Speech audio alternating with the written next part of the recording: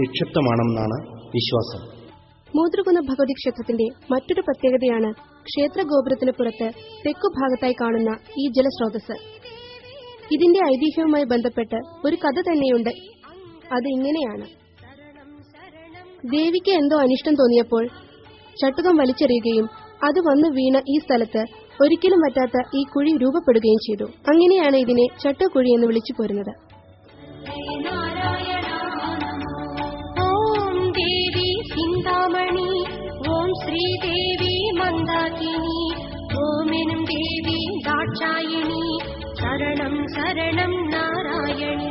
സരസ്വതി നമസ്തുഭ്യം വരദേ കാമരൂപിണി, വിദ്യാരംഭം കരിഷ്യാമി സിദ്ധിർഭവതു may സദാ.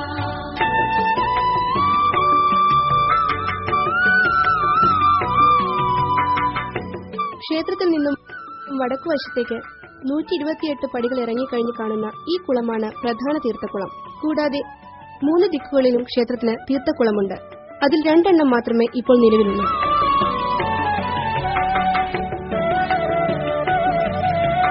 ഓം ദേവി വളർമതി, ഓം ശ്രീദേവി പൗർണമി, ഓമെനും ദേവി ദയാനിധി, ശരണം ശരണം കമലാവതി.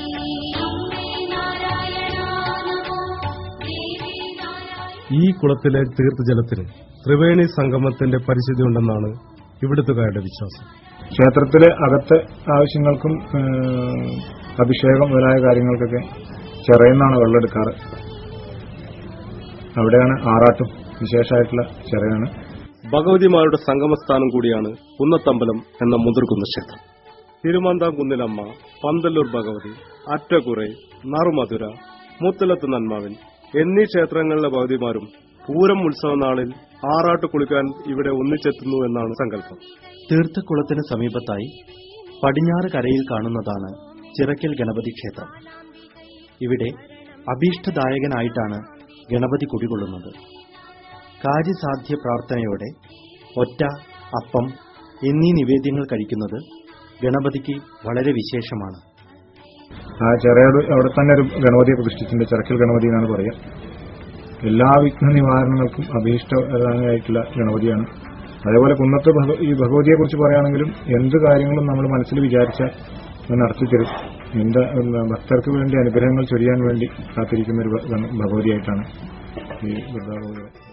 മീനമാസത്തിലെ മകീര്യം നാളിൽ തുടങ്ങുന്ന ദേവിയുടെ ഉത്സവാഘോഷങ്ങൾ പൂരപ്പുറപ്പാടോടുകൂടി തുടക്കമാകുന്നു.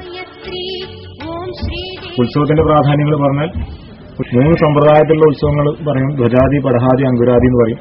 ആ 3 സമ്പ്രദായ വിശേഷങ്ങളും ഒത്തുചേരുന്നൊരു ഉത്സവ സംവിധാനമാണ് അവിടെ ഉള്ളത്. പടഹാദിയായിട്ട് പൂരം പുറപ്പെട്ട്, അങ്കുരാതിയായിട്ട് മുളട്ട്, ധ്വജാതിയായിട്ട് കൊടിയേറ്റത്തോടുകൂടി 3 വിധത്തിലുള്ള രീതിയിലുള്ള ഉത്സവം ഇവിടെ നടന്നു വരുന്നു.